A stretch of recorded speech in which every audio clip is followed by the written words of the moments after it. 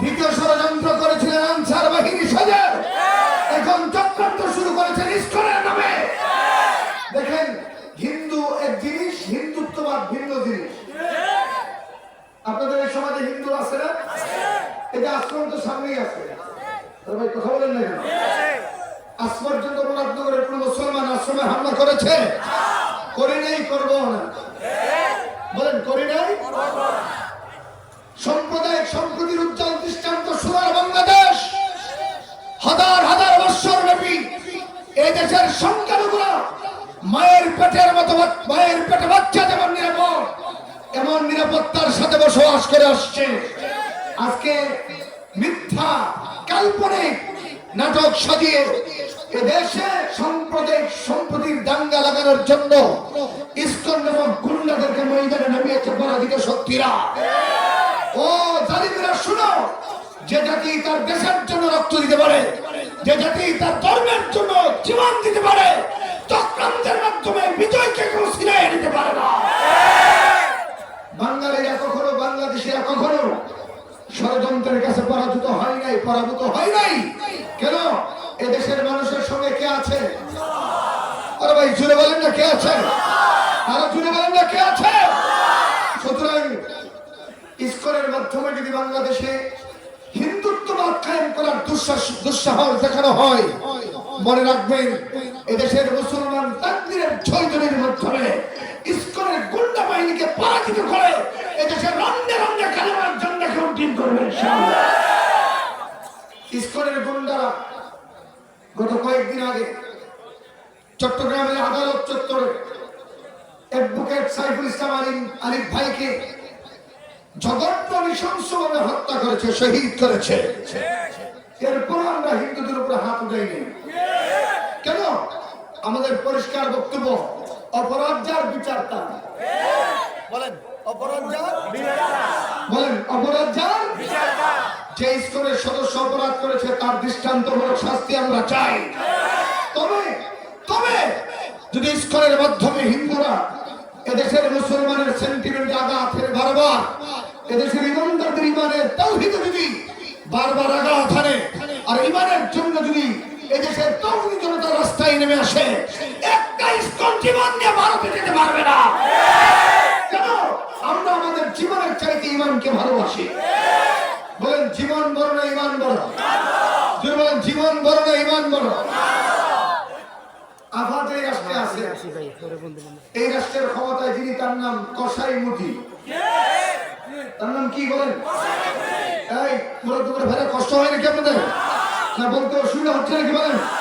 তার নাম কসাই মুদি। কেন? কসাই যেমন গরু কাটে, ছাগল কাটে, এই নরেন্দ্র মোদী গুজরাটে ৪,৫০০ মুসলমানকে এমন নৃশংসভাবে শহীদ করেছে। কাশ্মীরে শতাব্দীর পর শতাব্দী মুসলমানদেরকে জুলুম আর নির্যাতন চালিয়ে যাচ্ছে এই নরেন্দ্র মোদী কসাই এবং জালিমেরা। বাবরি মসজিদের মতো ঐতিহ্যবাহী মসজিদকে সে শহীদ করে সেখানে রাম মন্দির নির্মাণ করেছে। বারবার বারবার মুসলমান সংখ্যালঘুদের উপরে ভারতে যে জুলুম আর নির্যাতন চালাচ্ছে, ওই রাষ্ট্রের কসাই মুদি যখন বাংলাদেশের সাম্প্রদায়িক সম্প্রীতি নিয়ে কথা বলে, তখন শয়তানও মুস্কি মুস্কি হাসে। দিল্লির দাদাবাবু জনাব কসাই নরেন্দ্র মোদীকে বলতে চাই, আপনি আপনার রাষ্ট্র নিয়ে চিন্তা করেন, আমার দেশ নিয়ে আপনাকে চিন্তা করতে হবে না। এই দেশ আমাদের, আমরা এই দেশকে সাজাবো। কথা বলেন ঠিক না? আওয়াজ করবেন। আমরা বন্ধুত্বের জন্য বুক খুলে দেবো, কিন্তু প্রভুত্ব করতে দেওয়া হবে না। বলেন আমরা বন্ধুত্ব চাই, কি চাই? প্রভুত্ব করতে দেওয়া হবে না। প্রভুত্ব করতে আসবেন? আর আমি আপনারা কথা বলছি, কসাই মোদী যদি প্রভুত্ব করতে আসে, ইনশাআল্লাহ দেশের মুসলমান ইমানকে তা প্রতিহত করবে, শক্তি দিয়ে তা প্রতিহত করবে ইনশাআল্লাহ। অনেক হুজুর, ভারত এত বড় রাষ্ট্র, এই রাষ্ট্রের সাথে কি আমরা পারবো? এখানে পারার ব্যাপার না, এখানে চেতনার ব্যাপার।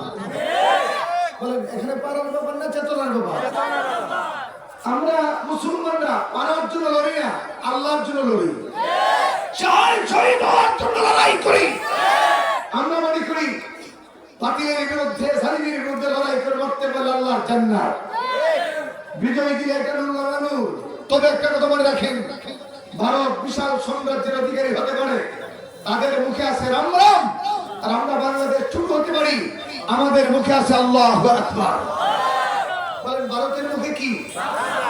জোরে কয় না, আরো জোরে কর। আমাদের মুখে কি? সবাই জোরে বলেন, জোরে, আরো জোরে কর, আরো জোরে বলেন। রাম রাম হচ্ছে ঘোড়ার ডিম, রাম রাম হচ্ছে, আর আল্লাহু আকবার হচ্ছে আমাদের শক্তির উৎস। আল্লাহু আকবারকে পরাজিত করার ক্ষমতা কার? এর সর্বময় ক্ষমতার মালিক কে? আল্লাহ ওয়ালিল্লাহি মুলকুস সামাওয়াতি ওয়াল আরদ। আল্লাহ মুসলমানদেরকে রেখে বলছেন, ও মুসলমানরা শুনো, আসমান আর জমিনের সাম্রাজ্য হচ্ছে একমাত্র আল্লাহ। বলেন আসমান আর জমিনের একমাত্র ক্ষমতা কার? আরো জুড়ে বলেন না। এত জালিম দুঃশাসনের পরেও আল্লাহ তাআলা আমেরিকার কোষাগার থেকে, আমেরিকার জুলুম থেকে, নির্যাতন থেকে 20 বছর লড়াই পরে আল্লাহ আফগানিস্তানের মুজাহিদদেরকে বিজয় দান করেছেন। সুবহানাল্লাহ বলবেন না? বলেন আফগানিস্তানের তালেবানরা মাথায় পাগড়ি, হাতে মেসওয়াক, মুখে দাড়ি, পরনে পাঞ্জাবি, দেখতে পাক্কা পিসাবের মতো লাগে। আর আমেরিকার আছে ঠাসঠুস, আছে বোয়িং বিমান, আছে স্কার্ট ক্ষেপণাস্ত্র, আছে তাদের ড্রোন ক্ষেপণাস্ত্র। আমেরিকার শক্তির তুলনায় আফগানিস্তানটা হচ্ছে মশার মতো, কিন্তু আফগানিস্তানে অস্ত্র কম থাকতে পারে। এই তালেবান মোল্লাদের সঙ্গে কে ছিল? একটু জুড়ে বলুন, কে ছিল? তখন আমি জেলখানায় ছিলাম। আফগানিস্তান তালেবানরা যখন আমেরিকাকে পিটাইয়া বিজয় লাভ করে, তখন আমি জেলখানায় একটা রক্ষে এসে বলে, হুজুর দেশে তো আনন্দ বন্যা বইছে। আমি বললাম কেন? আফগানিস্তানের তালেবানদেরকে আল্লাহ বিজয় দান করেছে। আমেরিকার কুত্তার মতো লেজ গুটাইয়া বিমানের পাখা ধরে ধরে আফগানিস্তান ছত্রে ভক্ত হয়েছে। আল্লাহ দেখিয়ে দিয়েছেন ইমানদারদের সঙ্গে আল্লাহ থাকেন, আর আল্লাহ যেদিকে বিজয় সেদিকে। বলেন আল্লাহ যেদিকে, বলেন না আল্লাহ যেদিকে। আমি একটা সত্য কথা জানতে চাই আপনাদের কাছে। ইন্ডিয়া বড়, এই জন্য ইন্ডিয়ার কোন ভয় আপনাদের অন্তরে আছে? আর যদি কোন ভয় আছে? আর ইন্ডিয়া কি চিন্তা করবে বাংলাদেশ নিয়ে? খুব ইন্ডিয়ার ভিতরে 40 কোটি মুসলমান। আল্লাহু আকবার বলবেন না? যদি বাংলাদেশের 16 কোটি মুসলমান, ইন্ডিয়ার 40 কোটি মুসলমান যদি কণ্ঠের সঙ্গে কণ্ঠ মিলাইয়া আল্লাহু আকবার জয় করে ইন্ডিয়া ময়দানে চাপিয়ে পড়ে, পাড়া টুকরা টুকরা হয়ে যাবে। বিজয় দেওয়ার মালিক কে? জুড়ে, আরো জুড়ে কান। সুতরাং ভারতকে কেয়ারফুল করে বলি, হুঁশিয়ার করে বলি, রক্ত দিয়ে অর্জিত স্বাধীনতা, রক্ত দিয়া স্বাধীন শাসনকে আমরা বিতাড়িত করেছি। এই মূর্তির সরকারকে যদি বাংলাদেশে কামব্যাক করার পরে তারা চালানো হয়, তাহলে দেশে আবার যুদ্ধ হবে। কথা বলেন ঠিক কিনা? আমি তোমাদেরকে জিজ্ঞাসা করি, হিন্দুদের মূর্তি তাদের মন্দিরের শোভা পায়, তাদের মন্দির পর্যন্ত সীমাবদ্ধ থাকবে। এই মূর্তির টেনশন যদি রাজপথে আনতে চাই, এই মূর্তি ব্যাংকের মাটির সাথে মিশিয়ে দিতে হবে। এই মূর্তির সঙ্গে মুসলমানের কোনো সম্পর্ক থাকতে পারে না। দেখেন আমার এই কথাগুলো আমার এই অল্প টুকাইকে লাগাই দিব যে মূর্তি ভাঙার পক্ষে কথা বলছে না। মন্দিরের মূর্তি থাকুক, ওদেরকে আল্লাহ পারলে হেদায়েত দেন। একটু আমি বলেন না, আমরা দোয়া করি আল্লাহ হিন্দু ভাইদেরকে হেদায়েত দেন। কেন হিন্দু ভাইদেরকে তো আল্লাহ বানাইছে। দেখবেন অধিকাংশ হিন্দু কাটে জিগাই কি রে বেটা মূর্তি সাইড স্ক্যান, এরকম দাদা মালিক তো একজন আছে, উপরে দিয়ে মালিক তো একজন আছে। এটা মন থেকে কয় না, আমরা বুঝার লেগে বুঝি না। কিন্তু তাদের ভেবে এই কথা আছে যে প্রতিমা ভাস্কর্য, ডক্টর জাকির নায়েক প্রমাণ করেছেন তাদের কিতাব দিয়ে, যে হিন্দু ধর্ম মূর্তি পূজার ট্রেডিশন নাই, এগুলো বানাইছে মানুষে। বলেন মূর্তির ট্রেডিশন বানাইছে মানুষে। আর মানুষের বানানো জিনিস ইবাদত হয় না, ইবাদত বলে আল্লাহর বিধান নবীর তরিকাকে। কথা বলেন ঠিক কিনা? জোরে কর। কালকে রাত্রে থেকে দেখতেছিলাম, আমার গতকাল সাতখানিয়া প্রোগ্রাম ছিল, সাতখানিয়া চট্টগ্রাম জমাত অধ্যুষিত এলাকা। ওই এলাকার ছোট্ট ছোট্ট ছেলেদের চেতনায় আমি ইমান জাগ্রত দেখেছি।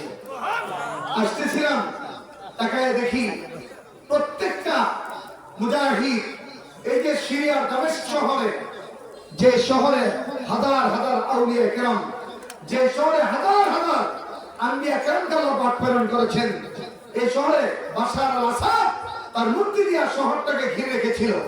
বিজয়ের পরে প্রথম কাজ মূর্তিগুলো ভিঙ্গা মাটির সাথে মিশিয়ে দিছে। বাংলাদেশের ছাত্র জনতাকে আমি অন্তরস্থল থেকে অভিবাদন জানাই। যে মূর্তির বিরুদ্ধে কথা বলে আমরা জেল খেটেছি, আমাদের অপরাধ ছিল মূর্তির বিরুদ্ধে কথা বলছি না। ইসলাম আব্বার নামে মূর্তি বানায়েন না, এটা আমাদের অপরাধ ছিল। আমরা বলছিলাম মূর্তির নাম সম্মান নয়, সম্মান এটা অন্তর থেকে আসে। টাকা দিয়া পয়সা দিয়া আধিপত্য বিস্তার করে বন্ধুকে না দেখায় সম্মান আদায় করা যায় না। সম্মান আদায় করতে হলে ভালোবাসতে হয়। আর ভালোবাসার জায়গা আপনি মূর্তি বানাইছিলেন ওই দিল্লির দাদা বাবুদেরকে খুশি করার জন্য। ভাবছিলেন দাদা বাবুরার সাথে থাকলে কেউ পরাজিত করতে পারবে না। আল্লাহ তার হাজার বছর পূর্বে আমার নবীকে বলে দিছে, কুলিল্লাহুম্মা মালিকাল মুলক। ওগো নবী, আপনি গোটা আনেওয়ালা উম্মতকে বলে দেন, এখন থেকে কিয়ামত পর্যন্ত যারা আপনার তাওহীদকে, আমি আল্লাহর তাওহীদকে বিশ্বাস করবে, আপনি নবীর রিসালাতকে বিশ্বাস করবে, তাদেরকে বলে দেন, তাদেরকে জানিয়ে দিন, ক্ষমতার মালিক আমেরিকা নয়, ক্ষমতার মালিক রাশিয়া নয়, ক্ষমতার মালিক চীন নয়, ক্ষমতার মালিক ইন্ডিয়া নয়, ক্ষমতার মালিক হচ্ছে আমি আল্লাহ।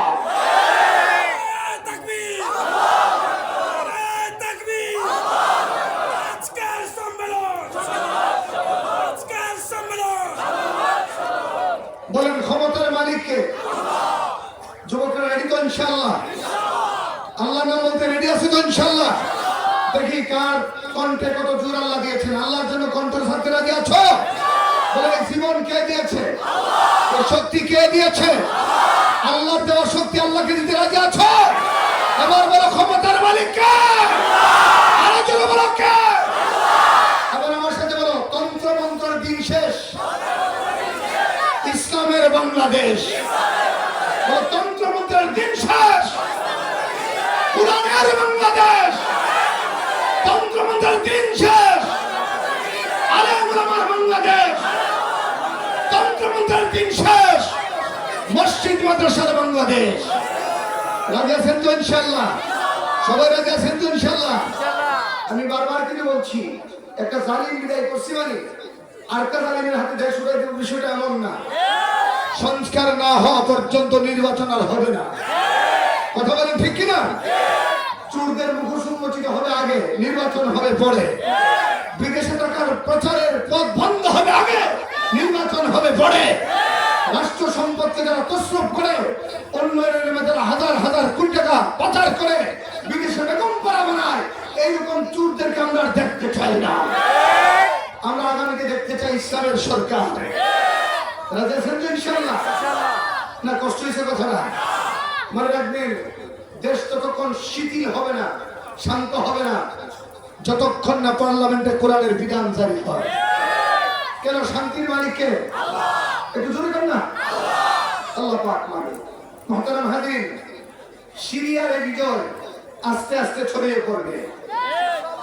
হইতে হইতে গাজওয়ায়ে হিন্দের জামামা বাজবে। আল্লাহু আকবার বলবেন না? এবার আপনাদের কাছে জিগাই, আমাদের নবীর জবানে কোনদিন মিথ্যা কথা আইছে?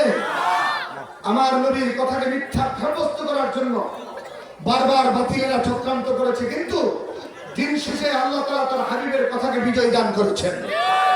রাসূল বলেছেন, এমন একদিন আসবে গাজওয়ায়ে হিন্দের মাধ্যমে যুদ্ধ আর জিহাদের দামামা বেজে উঠবে। ওখানে লক্ষ লক্ষ মানুষ তার জীবন দিবে, রক্তের স্নান বইবে, রক্তের স্রোত বইবে, কিন্তু দিন শেষে গাজওয়ায়ে হিন্দে মুসলমানদের বিজয় আসবে ইনশাআল্লাহ। সেদিন বেশি দূরে নয়, দামেস্কের রাজপ্রাসাদের মতো ইনশাআল্লাহ দিল্লির রাজপ্রাসাদেও কালেমার ঝান্ডা উঠতে থাকবে ইনশাআল্লাহ। এই যুবক, তোমাকে জিজ্ঞাসা করি, আল্লাহর দেওয়া জীবন আল্লাহর রাস্তায় দিয়ে ওই দিল্লির রাজপ্রাসাদ পর্যন্ত কোরআনের ঝান্ডা উত্তোলন করতে রাজি আছো তোমরা? কারা কারা হাত তুলে আল্লাহকে দেখাও।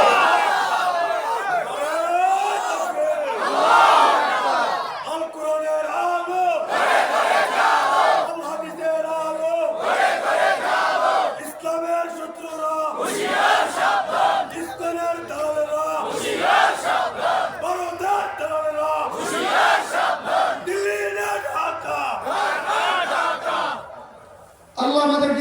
পক্ষে থাকার তৌফিক দান করো। একটু জোরে বলেন আমিন। বলেন হিন্দুদের হিন্দু আনা চলবে মন্দির পর্যন্ত, বাংলাদেশের রাজপ্রাসাদ পর্যন্ত, রাজপথ পর্যন্ত হিন্দুদের মূর্তি ট্রেডিশনাল চলবে।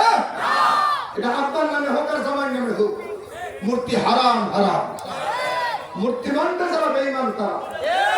দেখেন, ইবাদতের মূল স্থান হচ্ছে মসজিদ। আমার পঠিত আয়াত আল্লাহ বলছেন, ইন্না আউওয়ালা বাইতিন উদিয়া লিন-নাস লাল্লাযী বিবাক্কাতা মুবারাকান ওয়া হুদান লিল-আলামিন। আল্লাহ রাব্বুল বলেন, পৃথিবীর মানুষ, নিশ্চয় আমি মানুষের জন্য প্রথম ঘর নির্মাণ করেছি বিবাক্কাতা মুবারাকা, বাক্কা মুবারক, হুদান লিল-আলামিন, তা হচ্ছে আলমের জন্য হিদায়াতের নিদর্শন স্বরূপ। তার অর্থ হচ্ছে আল্লাহ পৃথিবীর বুকে প্রথম যে ঘর নির্মাণ করেন, এই নির্মিত ঘরের নাম হচ্ছে বাইতুল্লাহ, কাবা ঘর। সুবহানাল্লাহ, কি জোরে বলবেন না? মুহতারাম হাজিরিন, মক্কাতুল মুকাররমার আগের নাম ছিল বাক্কা। এজন্য আল্লাহ কুরআনুল কারীমে মক্কার নামকে বিবাক্কা বলছেন, বাক্কা মুবারক বলছেন। এখন আমাদের প্রশ্ন হলো, মক্কাতুল মুকাররমা বাক্কা ছিল, বাক্কা কি করে মক্কা হলো? ইতিহাস বক্তারা লেখেন, আমাদের প্যারা নবীর মূল নাম হচ্ছে মুহাম্মদ সাল্লাল্লাহু আলাইহি। আমাদের নবীর মূল নাম কি? হযরত মুহাম্মদ। এবার আপনাদের মুহাম্মাদের প্রথম অক্ষর কি? বাংলা হচ্ছে ম, আরবি হচ্ছে মিম, ইংরেজিতে হচ্ছে এম। তো আল্লাহ তাআলা নবীর বেলায়েতের শহর ঐতিহাসিক মক্কা নগরীতে কিয়ামত পর্যন্ত যেন আমাদের নবীর নামের বরকত লেগে থাকে, এজন্য বাক্কার বকে মুহাম্মাদের মিমটা পরিবর্তন করে বাক্কাকে আল্লাহ মক্কা শরীফ বানায় দিয়েছেন। একটু জোরে মুহাম্মাদের সুবহানাল্লাহ বলবেন না? এবার আপনাদেরকে আমি জিজ্ঞাসা করি, আল্লাহ পৃথিবীর বুকে যে ঘর প্রথম নির্মাণ করছেন, এটা কি মানুষের থাকার ঘর না আল্লাহর ঘর? এই ঘরের নাম হচ্ছে মসজিদ। বুখারী শরীফের হাদিস, সাহাবায়ে কেরাম প্রশ্ন করে নবী, আল্লাহ তাআলা প্রথম ঘর বাইতুল্লাহ নির্মাণ করছেন, আল্লাহর দ্বিতীয় ঘর কোনটি? রাসূল জবাব বলেন, আল্লাহ পাকের পক্ষে দ্বিতীয় ঘরের নাম হচ্ছে মসজিদ আল আকসা। একটু জোরে সুবহানাল্লাহ বলবেন না? সাহাবায়ে কেরাম প্রশ্ন করেন, এই ঘরটি কে নির্মাণ করলেন, কখন নির্মাণ করলেন? রাসূল জবাবে বলেন, এই ঘরটি বাবা আদম নির্মাণ করেছেন বাইতুল্লাহ নির্মাণের 40 বছর পরে। মুরাদনগরের ভাইরা আমার, আপনারা আমার রাস্তা এবং ভালোবাসার জায়গা, ভালো করে শুনেন। আজকে এই ফিলিস্তিনের এই জেরুজালেমে, নবীদের শহরে, যে শহরে প্রেরণের দিক থেকে পৃথিবীর সবচেয়ে বেশি নবী এবং রাসূলুল্লাহ প্রেরণ করেছেন, এই শহরের নাম হচ্ছে জেরুজালেম। যে শহরে দাঁড়িয়ে আছে মসজিদ আল আকসা, যা হচ্ছে ইতিহাসের দ্বিতীয় মসজিদ। যে মসজিদটি নির্মাণ করলেন হযরত আদম আলাইহিস সালাতু ওয়াস সালাম বাইতুল্লাহ নির্মাণের 40 বছর পরে। এই যে শহরটি জেরুজালেম, এই শহরটি হচ্ছে জাজিরাতুল আরবের অংশ, আরবের উপত্যকায় অংশ, আরবের উপত্যকায় অবস্থিত। এই আরবের ভূখণ্ডে এক সময় ইসরায়েল নামক কোন অবৈধ রাষ্ট্রের অস্তিত্ব ছিল না, তখনও ছিল না, এখনো পৃথিবীর অল মেপে তালাশ করেন। আজ থেকে 1 বছর পূর্বে বর্তমান পৃথিবীর একটি পরাশক্তি রাষ্ট্র, যে রাষ্ট্রের নাম হচ্ছে চীন, চীন তারা পৃথিবীর অল একটা ম্যাপ আপনার গুগলে আপনার আপলোড করেছে, যে ম্যাপের মধ্যে ফিলিস্তিনের ভূখণ্ডের পাশে ইসরায়েল নামক রাষ্ট্রের অস্তিত্ব নেই। হ্যাঁ, আমরা বলি, ইতিহাস তা সাক্ষ্য দেয়, ইসরায়েল একটি জারজ রাষ্ট্র।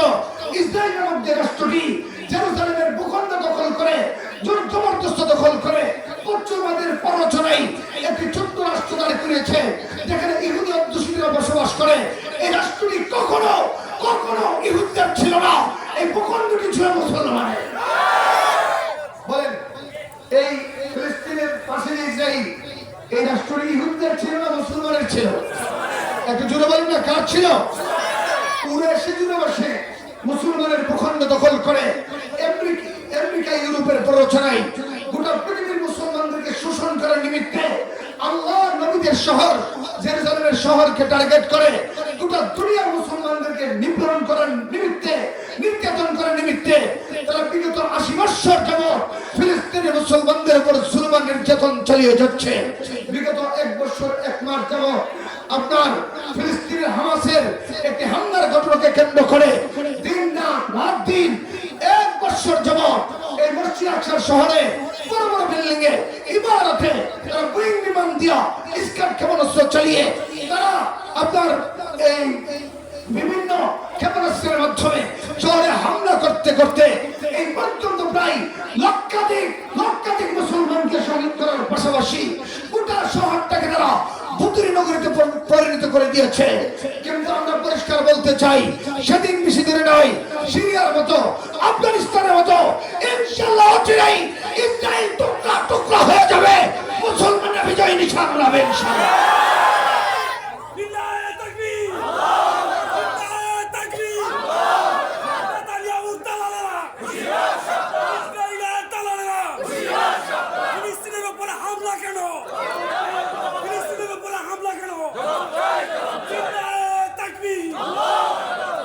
মনে রাখবেন, ইসরায়েল সহ আমেরিকা স্তম্ভিত।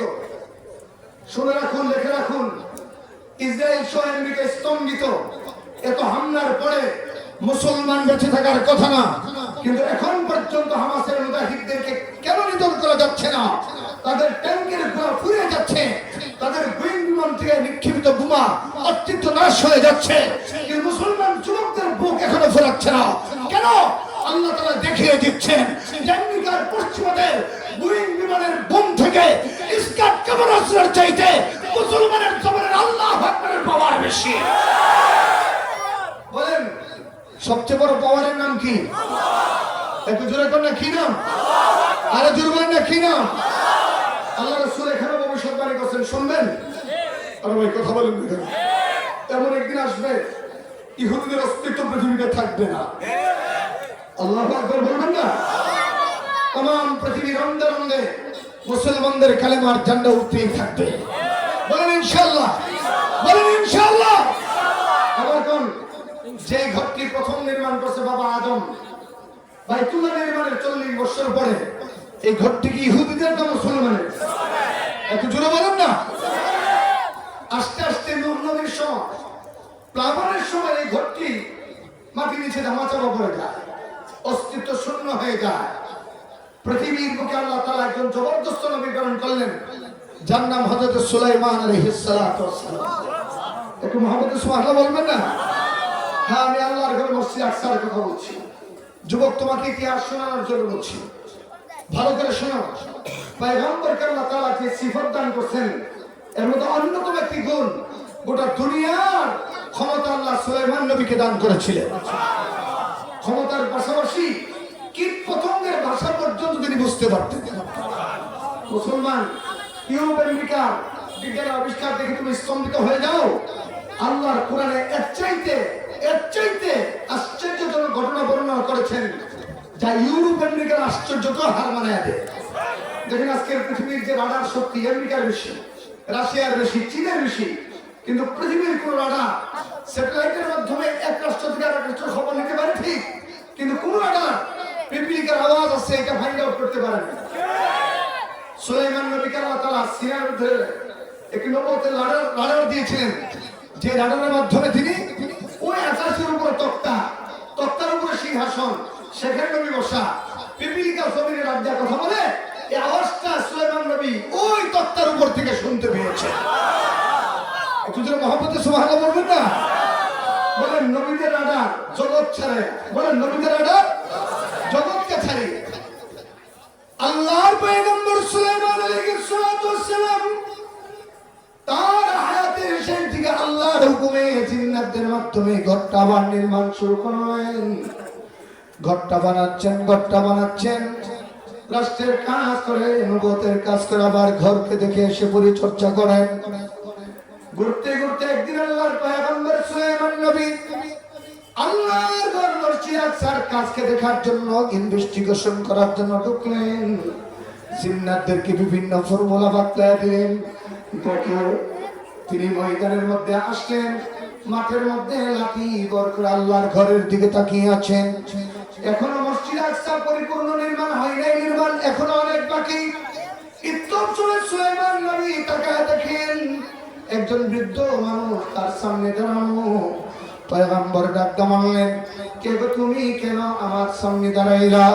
বৃদ্ধ মানুষটি ডাক মানলেন, ও আল্লাহর পয়গম্বর সুলাইমান, আমি দুনিয়ার কোনো মানুষ নই, আমি হচ্ছি মালাকুল মউত আজরাইল। সুলাইমান আলাইহিস সালাম ডাক বলেন, ও ভাই আজরাইল, তুমি আসা আমার এই মৃত্যুর ফরমান জারি হয়ে যাওয়া, তুমি কি আমার মৃত্যুর খবর নিয়ে এসেছো নাকি? বলল, হ্যাঁ, আল্লাহর দেওয়া নির্দিষ্ট সময় আপনার ফুরিয়ে গিয়েছে, আল্লাহ বলছে আপনার রূহ কবজ করার জন্য। সুলাইমান নবী আজ্ঞা বললেন, আমি আল্লাহর ডাকে সাড়া দেব, কোনো আপত্তি নাই, কিন্তু আল্লাহ আমাকে দিয়ে মসজিদের ঘর নির্মাণ করেন, আমি যদি এই অবস্থায় মারা থেকে জিন্নাতদেরকে কেউ পরিচালিত করতে পারবে না। তার অর্থ হচ্ছে আমি চলে গেলে আল্লাহর ঘর আর কমপ্লিট হবে না। এটা কেমন করে হয়? এবার আজরাইল ডাকতে বলে, ওগো নবী, ঘর কমপ্লিট হবে না হবে সিদ্ধান্ত হলো আল্লাহ। নবী ডাকতে বলে, আজরাইল, আমাকে একটু সময় দাও, আমি আল্লাহর সঙ্গে একটু যোগাযোগ করি। একটু আওয়াজ করে বলেন, নবীরা যখন চাই তখন আল্লাহর সঙ্গে কানেক্টিং ফিট করতে পারে কি পারে না? এই ক্ষমতা আল্লাহ দিয়েছেন কি দেন নাই?